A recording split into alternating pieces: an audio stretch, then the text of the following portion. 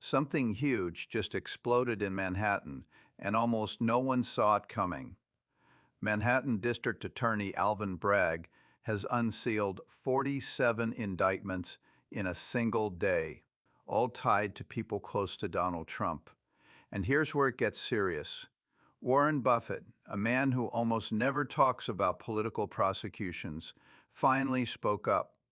His warning sent shockwaves through Wall Street. This is no longer about a few questionable deals. What's being exposed looks like a massive, organized financial operation that goes far deeper than anyone expected. Let me walk you through what's been quietly unfolding behind the scenes.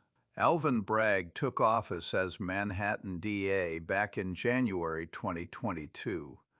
He was known as a reform-minded prosecutor, someone focused on violent crime and willing to go lighter on smaller offenses.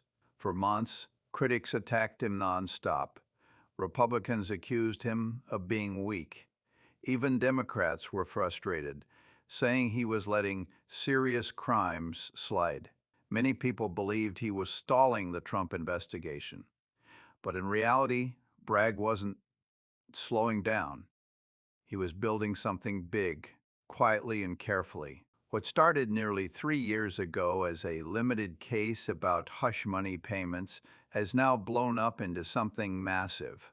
Federal buildings are on high alert. Secret Service teams are scrambling. Major investment firms are holding emergency meetings.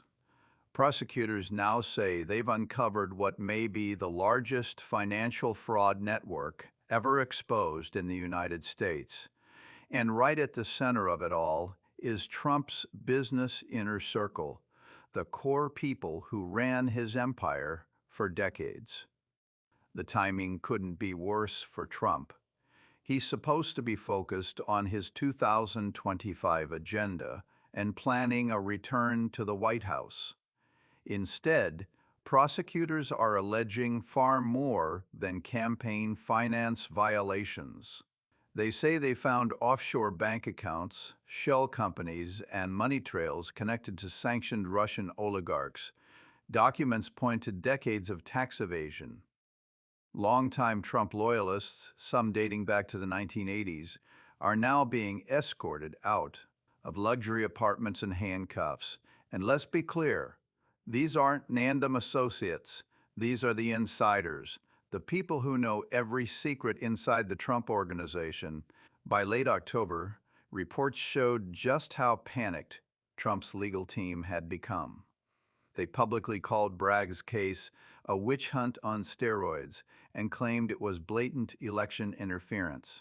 Trump himself blasted Bragg on Truth Social, making sure everyone knew how angry he was.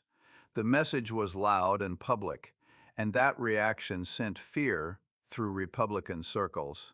If a Democratic prosecutor in Manhattan could indict dozens of people tied to an incoming president, what did that mean for anyone hoping to join the new administration? We've seen this pattern before.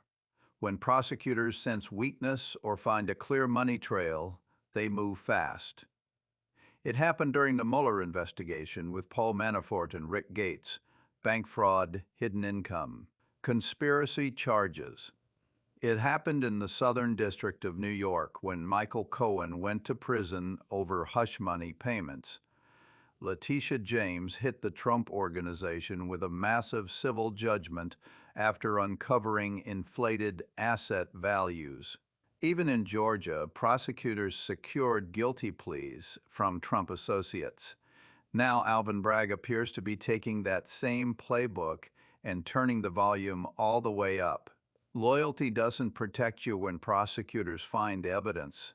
The moment they have leverage, they either flip you or charge you. That's exactly what seems to be happening now. According to reports, investigators uncovered over 200 shell companies spread across 7 countries. These companies had one purpose: move money, hide assets, and avoid taxes. Property values were inflated to secure loans and lowered to reduce taxes. Fake consulting contracts were created. Phantom employees were paid. Money moved through Delaware LLCs, into Caribbean banks, then through Cyprus, and eventually into accounts linked to Russian nationals. As the investigation dragged into its third year, things got even messier. Prosecutors allege witness intimidation, destroyed records, and encrypted communications. While Trump's lawyers publicly dismissed the case, privately they knew charges were coming. What shocked them was the scale: 47 people at once. This is also where Warren Buffett started paying attention. Buffett values stability and the rule of law. He doesn't want markets tied to an administration whose business leadership is under criminal indictment. That's not the environment investors want. Then Bragg made a move that Trump's team called unforgivable. He coordinated with federal prosecutors and international law enforcement, including authorities in Switzerland and the Cayman Islands. That cooperation reportedly uncovered hundreds of millions in undeclared income. When Trump learned this, he exploded. In his view, following the money overseas is betrayal. Any prosecutor who does that gets labeled a globalist enemy. This leaves Trump trapped. He needs these executives to run his business while he governs. The Trump organization can't operate without them. But politically, having your entire leadership under indictment creates two massive conflicts. Foreign governments will question legitimacy. Markets will panic with every new arrest.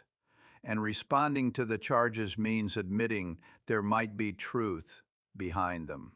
Trump must either defend his associates and risk owning decades of alleged fraud, or distance himself and admit he surrounded himself with criminals for 40 years. Either choice damages him. That's the pressure prosecutors create.